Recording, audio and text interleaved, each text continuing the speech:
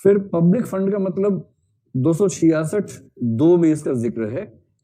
इसका मोटा मोटा मतलब ये होता है, जो पैसा भारत सरकार के पास तो है किंतु भारत सरकार का नहीं है, उसको बोलते पब्लिक फंड, लोक निधि।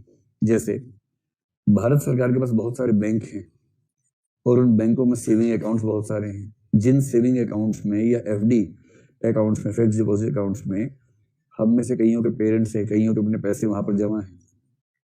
क्या भारत सरकार को यह हक होना चाहिए कि वो सड़क बनाने के लिए पैसा खर्च कर दे? वो वाला नहीं कर सकती ना। वो पैसा तो लोगों का है और बैंकों की जिम्मेदारी है कि पैसा वापस करना है लोगों को जब वो मांगेंगे उनके हिसाब से।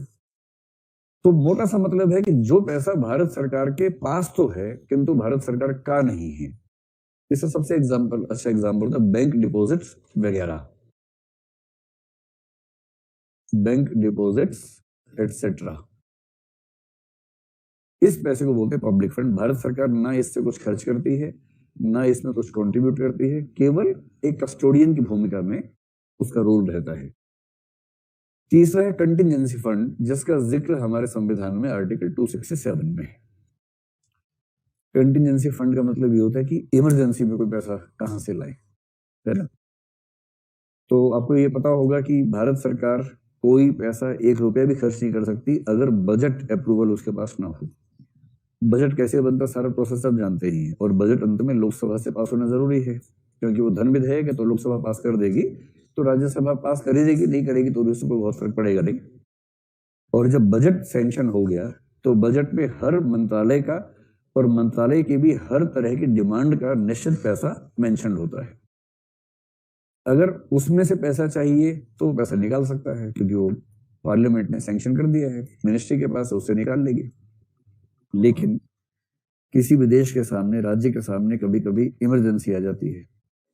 ऐसी इमरजेंसी आ गई कि अभी तुरंत संसद से पारित करवा के पैसा निकालना संभव नहीं है, और बिना संसद के अनुमोदन के पैसा निकलेगा नहीं। तो एक व्यवस्था थी कंटिजेंसी फंड की, जो पहले 50 करोड़ था केंद्र में, 500 करोड़ हो गया है।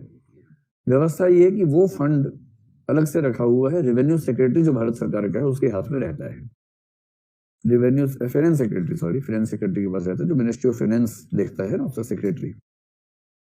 उसके साइन से वो पैसा निकाल के किसी मिनिस्ट्री को दिया जा सकता है। तो मान लीजिए अचानक कोई आपदा आ गई और उस आपदा से निपटने के लिए पैसा नहीं है, तो जब तक बजटरी अप्रूवल होगा या एडिशनल डिमांड रखेंगे, एडिशनल ग्रांट की डिमांड रखेंगे, तब तक कैसे मैनेज करें। तो इसका तरीका ये है कि सबसे पहले उस कंटिजेंसी फंड से पैसा उस विभाग को दिया जाएगा कि वो तुरंत खर्चा करना शुरू करे, और जब संसद बैठेगी तो मान लीजिए कि खर्चा उसको कुल 2000 करोड़ का है, 2000 करोड़ रुपए संसद से पास करवाएंगे, उस 2000 करोड़ को देंगे उस मिनिस्ट्री को, और वो मिनिस्ट्री 500 करोड़ रुपए वापस भेजेगी कंटिजेंसी फंड में, और कंटिजेंसी फंड हमेशा 500 करोड़ का बना रहेगा। जो ऐसे हर राज्य का अपना अपना एक फंड होता है, वो हर राज्य का विधानमंडल तय करता है कितना फंड हो।